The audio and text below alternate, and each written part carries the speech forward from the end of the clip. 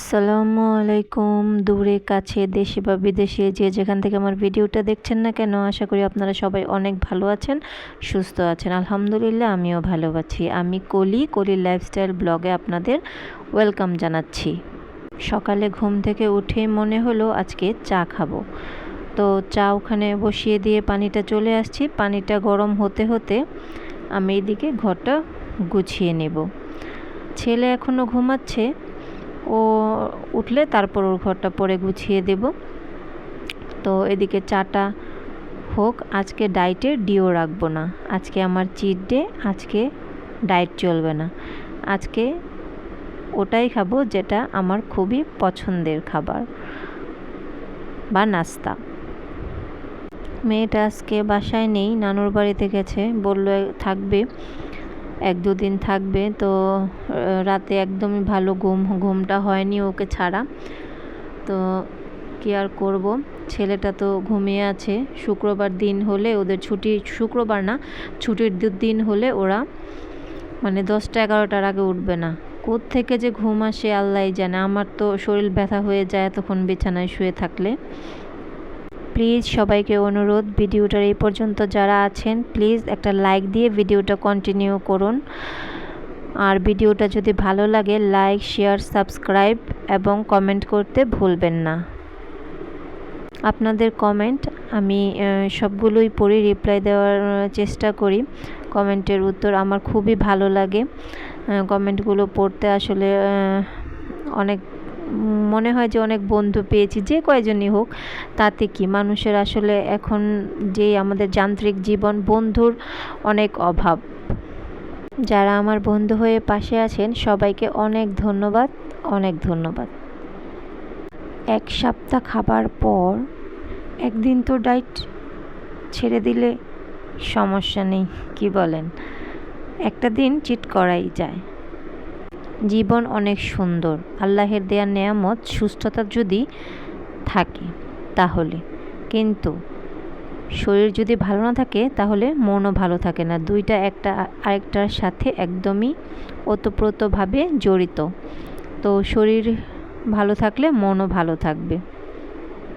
এই তো কয়েক মাস আগেও আমার শরীর এতটাই খারাপ ছিল, আমি বিছানা থেকে উঠতে পারতাম না, কিছু করতে পারতাম না। করতাম কিন্তু ওই তো শরীর মানে খুবই ক্লান্ত লাগতো, খারাপ লাগতো, মানে বলে বোঝানো যাবে না এরকম টাইপের লাগতো। তো যাক, আলহামদুলিল্লাহ এখন ভালো আছি, একটু সুস্থ আছি। তো এখন ভালোই লাগে, যেহেতু একটু খাবার দাবার কন্ট্রোল করছি সেই জন্য। আমি নিজেরটা দিয়ে বুঝি, কখনোই এরকম করা উচিত না যে আমরা সব সময় আনহেলদি খাবো। আবার এমনও করা উচিত না যে সব সময় একদম হেলদি মেপে খাবো, সব সময় না। তো এটা জীবনের মতো চলতে থাকবে। মানুষের জীবনে যেমন সুখ দুঃখ আছে, তেমনি ওয়েটও ওঠানামা করবে, এটা কোনো ব্যাপার না। কিন্তু মাঝে মধ্যে নিজের শরীরের দিকেও খেয়াল রাখতে হবে, আবার মাঝে মধ্যে নিজের মনের দিকেও খেয়াল রেখে চলতে হবে, দুটোই করতে হবে। আজকে একদম তেল দিয়ে ডিম ভাজা, পরোটা তেল দিয়ে ভাজা অবশ্যই, চা, দুধ দিয়ে, চিনি দিয়ে, তবে চিনিটা একটু কম দিয়েছি। সব কিছুই ঠিক আছে কিন্তু চিনিটা কম, ঠিক আছে। তো ইয়াম্মি নাস্তাটা চলুন বানিয়ে নিই।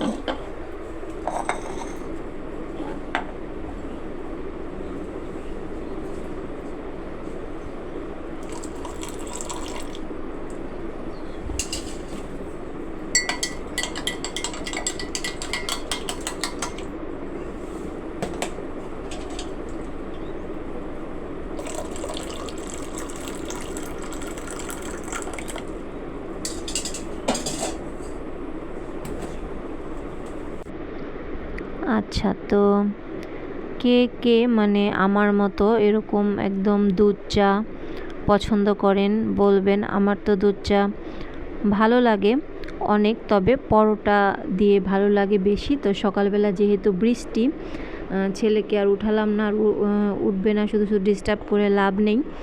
ভাবলাম তো একদম মচমচে একদম পরোটা ভেজে নিয়েছি। একদম মচমচে রুটি আমার মতো কে পছন্দ করেন বলবেন। আমার তো একদম মচমচে ভাজা বেশি ভালো লাগে নরমের চেয়ে। তো এটা খুব ক্রিস্পি ছিল, তো খুবই ভালো লাগছিল। তো নাস্তাটা করে নিই। চা, রুটি, ডিম খুবই সাধারণ জিনিস, কিন্তু 2 মাস পরে যদি কেউ চা খায় তাহলে একমাত্র সেই বলতে পারবে যে চায়ের কত মানে মজা বা কতটা গুরুত্বপূর্ণ 2 মাস পর খেলে সে বুঝবে। তারপর রুটি, তারপর ভাত, এগুলো মানে শরীর একদম টানে যে ডাকে যে আসো আমাকে খাও ভাত রুটি, তারপর হচ্ছে চা চিনি দিয়ে। এরকম হয় আমার সাথে, সবার সাথেই হয় যাদের সাথে আমরা মানে কথা বলি, তারা বলে এরকম যে হ্যাঁ আমাদের সাথেও এরকম হয়।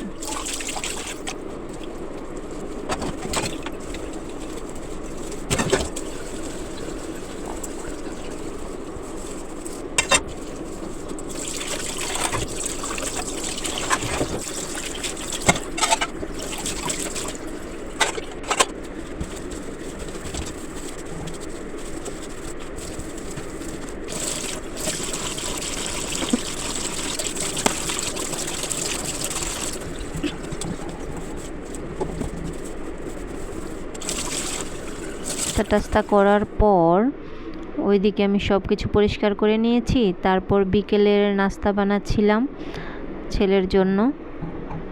তো তালের পিঠা বানালাম আটা দিয়ে, হ্যাঁ, আর পেঁপে নাস্তা। তো এ পর্যন্ত যদি দেখে থাকেন তাহলে প্লিজ একটা লাইক শেয়ার সাবস্ক্রাইব করে দেবেন, কমেন্ট করে দেবেন। আল্লাহ হাফেজ।